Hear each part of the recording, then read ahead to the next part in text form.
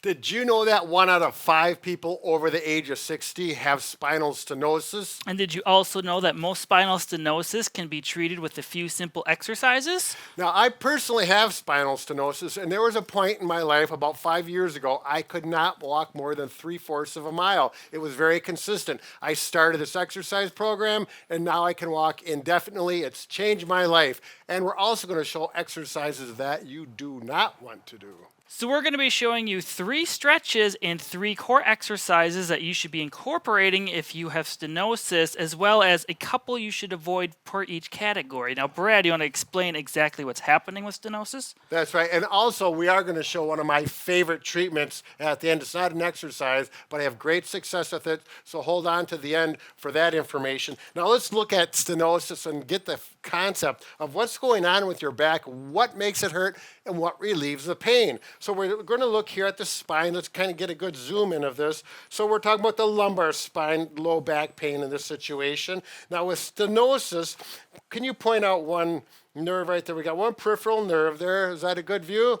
Now, with stenosis, when you extend backwards or go backwards like this, or you tilt your pelvis back, it starts to pinch the nerve. There's not enough room. Stenosis literally means narrowing. So that gap narrows. Now, when we flex forward from the trunk like this, we're going to look at that.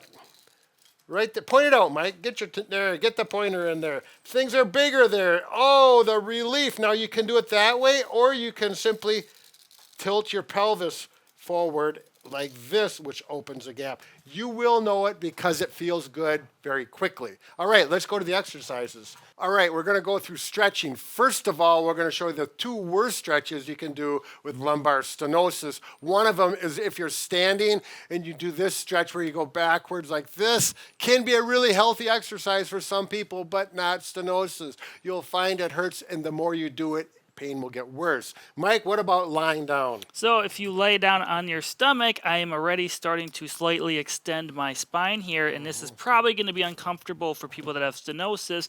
The more I go up into extension, either on my elbows or even up on my hands, this is commonly known as a prone press up in the therapy world. This will probably just create more pain and discomfort because we are narrowing that small gap that is already there. Not only that will it create pain, but the pain will last for a few hours to the next day. I know from experience. So now we're going to get into the stretches you should be doing if you have stenosis. That's right.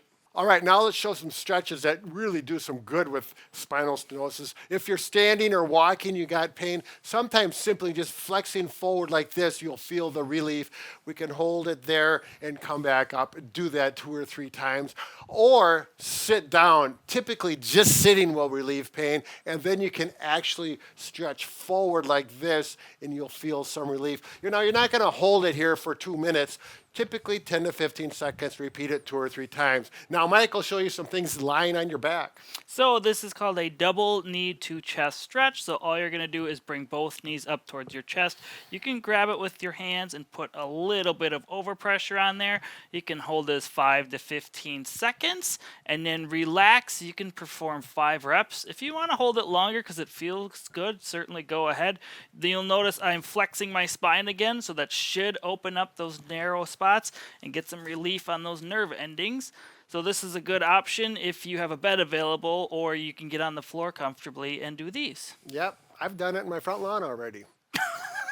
Hey, let's go over and show them the next one. All right, the last one, on your hands and knees like Mike's doing it. This one, I still do it today as a maintenance exercise, and it always feels good. Go ahead, Mike. It's commonly known as a prayer stretch or child's pose. You can keep your legs apart or bring your feet together, whatever is comfortable. Now you're going to sit your butt towards your heels while keeping your hands placed on the mat like this, and you're just going to sit down here and relax. I like to do this for 30 seconds. You can go 15, 30 seconds, and this should feel good on your back. You can have your head tilted down. I am just up so I don't brush my mic on my shirt here. So how many repetitions do you normally do of this? I usually do about 3 to 5 and hold it about the same what you mentioned. It's also a nice stretch for those scapular and the shoulders. So it's a bonus. It's a good stretch to do overall.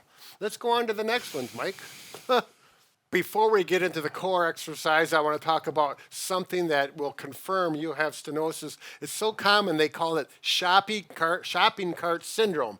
Now, what that is if you're in a store getting groceries and you're using the shopping cart and you find yourself leaning forward on the shopping cart feels better on your back. I know this from experience. It does feel better. And if you stand up tall and walk, it's not so comfortable. There's probably a good chance that you have stenosis. So we're going to show you 3 core or strengthening exercises that will help this.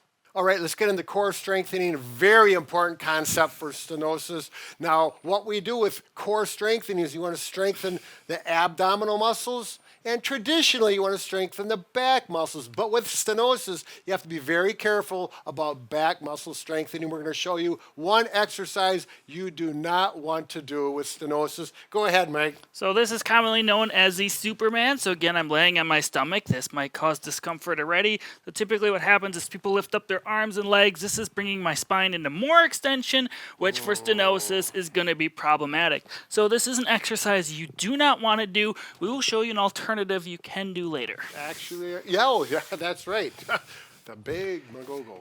Okay, the first core exercise you can try is going to be called double knee to chest. It's similar to the stretch, but slightly different. In order to perform, you're going to be lying in a hook lying position like this. I'm going to put my hands in the small of my back or lower back between the mat and my low back here. And I'm going to make sure I'm keeping pressure on my hands the whole time. I'm not flexed like this or arched. I am flat. Then I'm going to bring my knees up to my chest like this and then go back down slow and controlled. The whole time I'm making sure I have pressure on my fingers here. That way you know you're keeping your core tight while you're doing this strengthening exercise. Good job, Mike. How many repetitions should we do of this? I like 10 up to 15. Okay, on to the next one. Once the double knee to chest is easy exercise for you, you could progress to this one. So again, I'm going to bring my knees up like this, keeping a flat back. But what we're going to do is I'm crossing my arms like this, touching my shoulders, and I'm going to touch my elbows to my knees. Notice when I'm doing this, my head is still looking up towards the ceiling. I am not rounding forward like this. And notice I'm going slow and controlled with keeping a flat back. This is going to engage more of the core muscles, making it more challenging. Again, you can shoot for 10 repetitions. And when you're up top here, you can try to hold it for 3 seconds for a little bit of an added challenge. Right. So just remember, flat back is down here, and you want to get the shoulder blades just to leave the floor just a little bit right there, and you'll do very well. And the last core exercise you can try is called the bird dog. And now to begin, you're going to be on all fours like this. The pointer dog, Mike. The pointer dog. Same thing. Anyway, so you don't want to be too extended or arched like this. This is too much arch, going to be uncomfortable. Again, you don't want to be too flexed either, going the opposite way. Just kind of find a nice neutral ground with a flat back here. Now what I'm going to do is bring my right arm out as I'm bringing my left leg out like this, keeping a nice core strength and balance here. Then I'm going to go back down. You want to work opposing legs. Try to do 10 repetitions on each side. If this seems very challenging for you, you can simply start with one arm out, one leg out, and then alternate.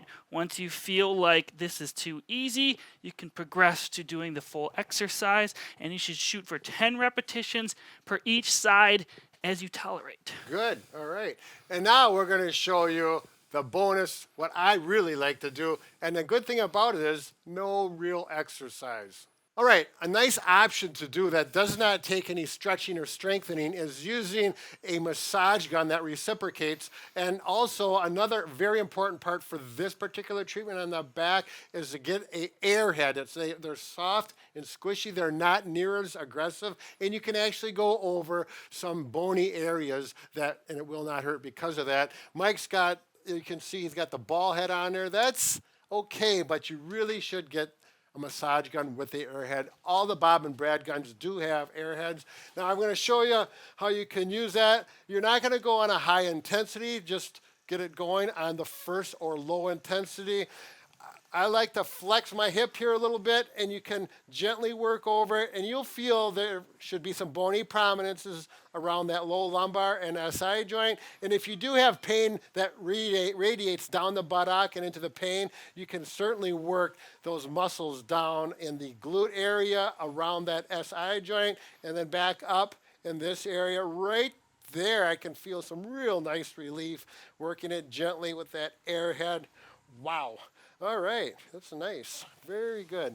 All right, for these exercises to be successful, you need to do the ones that feel good to you. It may not be all of them, but probably at least one or two of each different category. Do them daily. They don't take very long. And after a couple to 3 weeks, you will start to feel relief, if not sooner. And if you'd like to check out more videos on lumbar stenosis specifically, we may have a few thousand of them, but here's one on the video. You can click here. Yeah, that's a nice one. Bob and Brad, the two most famous physical therapists on the internet.